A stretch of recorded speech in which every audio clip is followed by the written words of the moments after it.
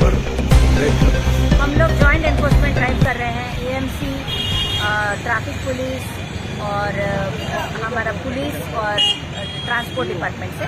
तो जगह जगह पे जो ये बहुत सारा ट्रैफिक वायलेशंस कर रहे हैं, डेंजरस ड्राइविंग कर रहे हैं, मोबाइल फ़ोन को लगा के हेलमेट में ड्राइव कर रहे हैं और विदाउट हेलमेट ड्राइव कर रहे हैं, इनको हम लोग पकड़ रहे हैं। और इनका अगर बहुत ज़्यादा चालान है, बैकलॉग है, ये सीरियल वायलेटर है, तो पहले इनको नोटिस भी गया है, उसके बाद हम इस गाड़ियों को सीज कर रहे हैं।